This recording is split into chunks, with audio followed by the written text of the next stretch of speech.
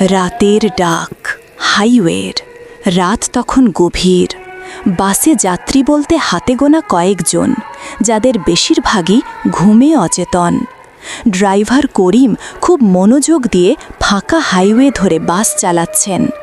পাশে হেল্পার ফজলু চোখ বুজে বসে ঝিমাচ্ছে।